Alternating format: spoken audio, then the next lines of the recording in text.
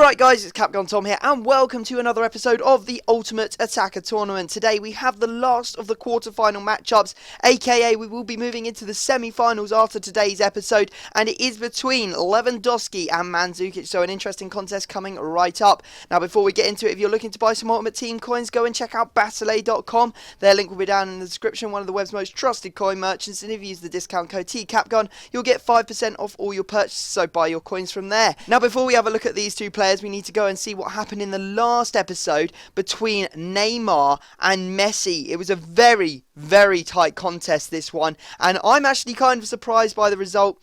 You know, it could have gone either way, but today we are going to be seeing a Neymar go through to the next round of the tournament. He will be in the semi-finals to play up against one of today's two competitors. He managed to get 718 votes to Messi's 704. So unlucky Messi, I personally thought you had done better in the last round, but it's up to you guys, your decision, and you want Neymar through to the next round, so of course he will be there.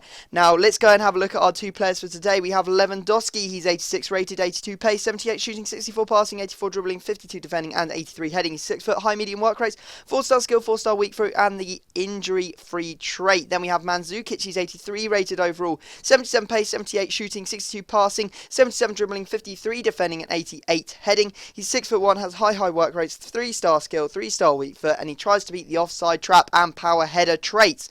Now you know I love the power header trait and I love the tries to beat offside trap, so it's going to be difficult for Lewandowski to overcome MANDZUKIC. Now let's dive in and start building this team. Now, you know, these two players are both in the Bundesliga, and I think it would just be, you know, overkill to try and make some sort of hybrid squad that we don't really need to do. So what I did was I just went away and built a really nice Bundesliga team around them. We do have Joachim Low as our manager. As you can see, he's giving our two players full chemistry, so they're both on 10, and obviously they're getting loads of links going into them, so it doesn't really matter, but they have got 10 chemistry throughout this entire tournament, and obviously I switched them around every other game, so they got a chance to play left strike and right striker, so the tournament's completely fair. So centre attacking mid, we're using a player from this team of the week, and we have Boateng. Actually turned out to be a really good player. I really enjoyed using him. Not an emphatic player, I won't lie. He's not someone that's going to, you know, dazzle you and make you think he's the best player in the world, but he is a very good grinder.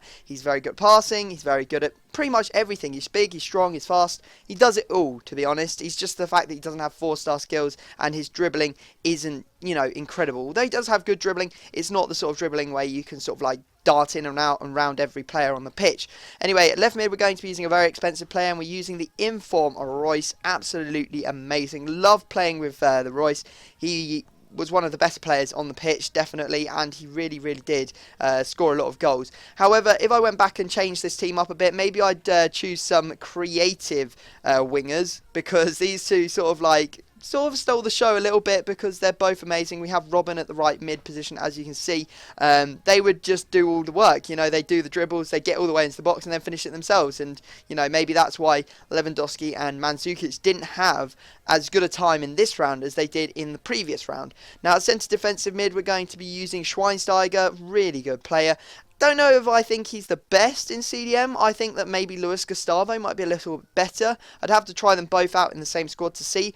But, you know, Schweinsteiger definitely did the job for me. Then at left back, we are going to be using Inform Alaba. Really good player.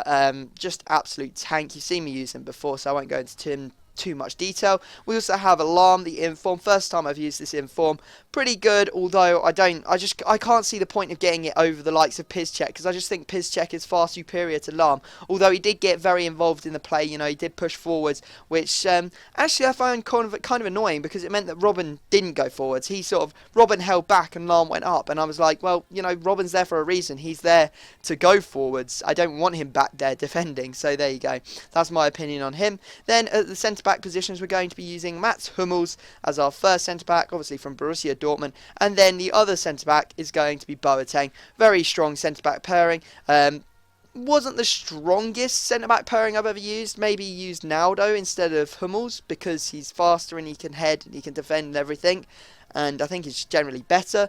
But yeah, overall it's still pretty strong. And then in goal, obviously we're going to be using Neuer, the best goalkeeper in my opinion on the game. He's an absolute monster. Really would recommend you try him out if you haven't already. And that's the team, guys. So what we're going to do now is jump into the stats and the goals for Lewandowski and Mandzukic. So we have Lewandowski on the left and Mandzukic on the right. Now, it's kind of an even sort of Stevens contest. Some stats really went in Lewandowski's favour, some went in Mandzukic's favour. If we have a look at it, you can see that Lewandowski appears to have done better straight away. When you look at him, he's got 3 man of the matches to Mandzukic's 0. He's got an 8 rating overall to Mandzukic's 7.8. You got more goals, you got 10-6. But then again, if we have a look closer, we can see that the consistency was pretty much the same. They scored 5 in the 10 games, which I know isn't brilliant, but I wasn't on top form and I wasn't playing absolutely amazing, so that's kind of understandable. We have an absolutely ridiculous stat for Lewandowski here. 92% shot accuracy. That's the highest I've ever seen in any Ultimate Attacking Tournament matchup. Absolutely crazy. Then for Mandzukic, we can see that he has a 67% shot accuracy, so nowhere near as close as Lewandowski's. Then Mandzukic, he managed to get 6 assists to Lewandowski's 5, which is kind of similar. Then in terms of pass accuracy, we can see 83% for Mandzukic and only 78% for Lewandowski. Then to finish it off, we have dribble completion of 57% for Lewandowski and 73% for Mandzukic. So guys, it's now your turn to go and decide who you want to go through into the semi-finals of this tournament. If you want to vote, all you have to do is go into the description of this video. There'll be a link to an FUT head squad. Scroll down to the bottom of that squad. There'll be 2 comments from me, one that says vote Mandzukic, the other one that says vote Lewandowski. Just thumb up the one you want to go through to the next round, and I will pick the winner when I make the next video. So guys, I hope you've enjoyed the videos. Obviously, if you could drop it a like, that'd be absolutely amazing. Let's see if we can hit 1,000 likes. Subscribe if you're new, and I will see you all next time.